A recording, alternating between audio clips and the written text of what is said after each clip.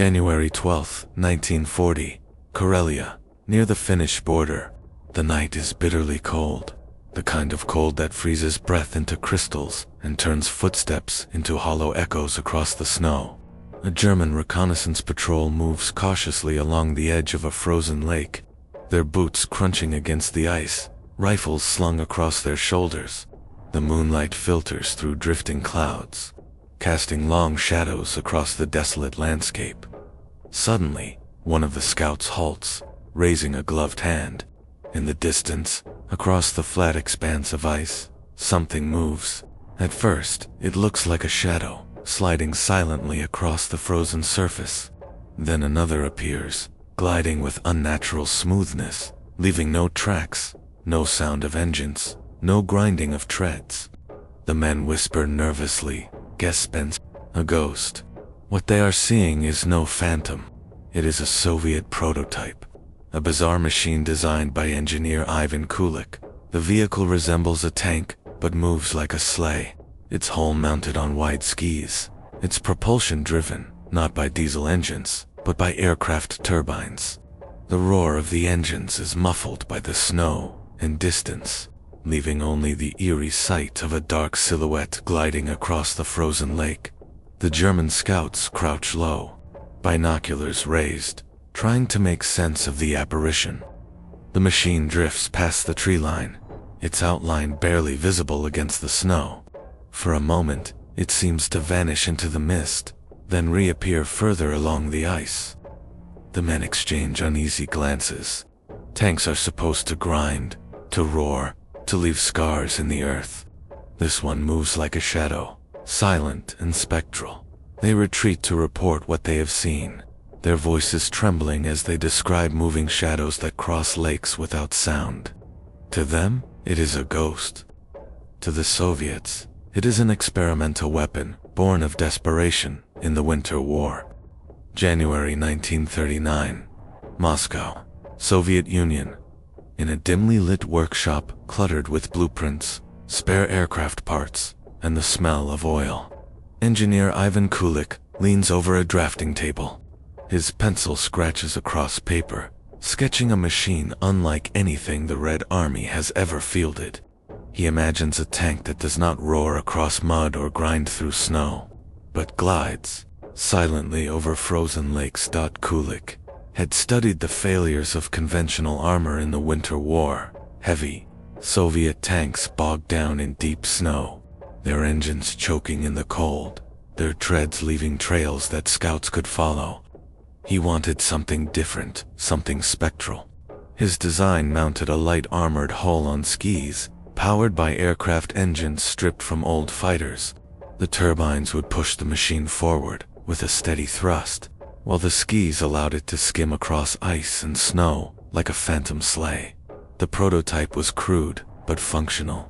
Mechanics bolted together salvaged steel plates, reinforced the skis with aircraft struts, and fitted the hull with a small turret. When Kulik tested it on a frozen river outside Moscow, the machine slid forward with eerie smoothness. The roar of the engines was swallowed by the vastness of the snow, leaving only the sight of a dark silhouette gliding across the ice. Soldiers watching from the banks whispered that it looked like a ghost. Word spread quickly through Soviet ranks. Some officers dismissed it as a gimmick, a toy unfit for war. Others saw potential a weapon that could cross frozen terrain faster than infantry, a machine that could terrify enemy patrols with its unnatural movement. Kulik pressed on, refining the design, convinced that his silent snow tank could change the battlefield by the winter of 1940. The prototype was ready for deployment. It was not mass-produced, but it was tested in Karelia, where German scouts would soon mistake it for something otherworldly. February 1940, Karelia, near the frozen lakes that cut through the forests like silver scars. Soviet troops move cautiously across the snow, their breath steaming in the frigid air. Among them, Kulik's prototype glides forward, skis biting into the ice, turbines humming faintly. Soldiers march alongside, rifles slung, watching the strange machine skim across the frozen surface. The silent snow tank, was unlike anything the Red Army had fielded. Its hull was small, lightly armored, but the way it moved unsettled even the men escorting it. Instead of grinding treads, it slid smoothly, leaving almost no trace. The turbines roared, but the sound carried strangely muted by the vastness of the frozen lake, swallowed by the wind. From a distance, it looked like a shadow drifting across the ice. German scouts, observing from the tree line, froze at the sight. Through binoculars, they saw the silhouette glide across the lake, its outline blurred by mist. One whispered that it was a ghost. Another muttered about phantoms of the snow. They scribbled notes in field journals, describing moving shadows that crossed lakes without sound. For the Soviets, the machine was a test of possibility. Could a tank move like a sleigh, faster than infantry, able to cross terrain that bogged down conventional armor? For the Germans, it was something else entirely, a specter that defied logic, a machine that seemed born of superstition rather than steel. The patrols carried these stories back to headquarters, where officers debated whether the Soviets had unleashed a new weapon or whether their men had simply seen ghosts in the fog. March 1940. German headquarters in northern Finland. The room is dim, maps of Karelia spread across a wooden table, cigarette smoke curling into the rafters. Scouts return from patrol, their faces pale, their voices uneasy. They describe shadows gliding across frozen lakes, machines that move without sound, silhouettes that vanish into mist. One officer scoffs, calling it superstition.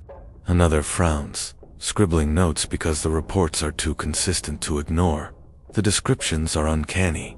A tank without treads, one scout insists. It slid like a sleigh, faster than men could run. Another swears he saw a turret, a faint outline of steel against the snow. The officers exchange glances. Could the Soviets have built something new? Or were their men seeing ghosts born of exhaustion and fear? Meanwhile, Soviet engineers continue refining the prototype. Kulik watches proudly as the machine glides across frozen rivers, its turbines pushing it forward with steady thrust. Soldiers laugh nervously, calling it the phantom tank. To them, it is both a marvel and a mystery. To the Germans, it is a haunting presence, a shadow that unsettles their patrols. The reports spread through German ranks, whispered in barracks and briefing rooms. Some dismiss them as hallucinations. Others believe the Soviets have unleashed a secret weapon. Either way, the legend grows, a ghostly tank that moves without sound, crossing lakes like a phantom in the snow. April 1940.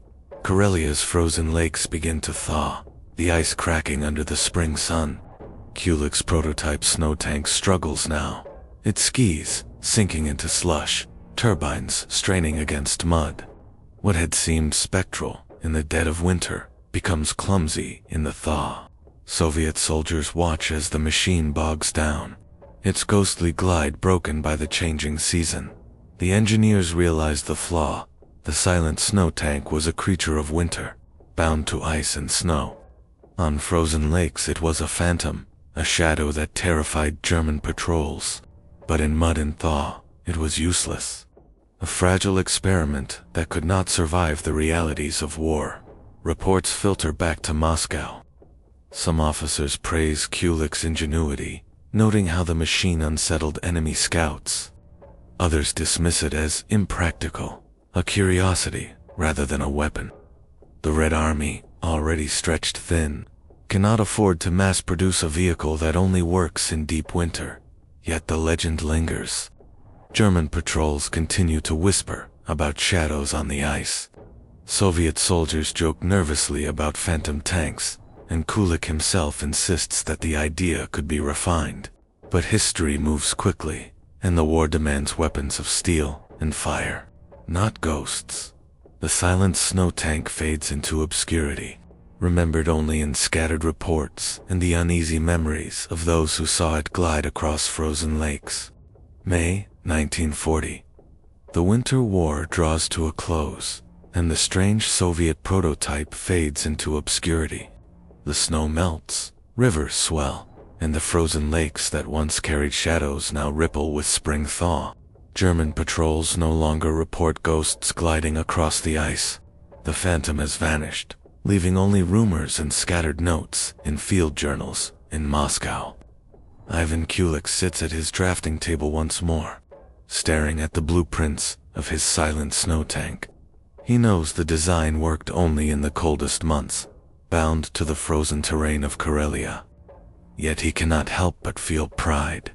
For a brief moment, his invention had unsettled the enemy, turning scouts into storytellers of shadows and ghosts.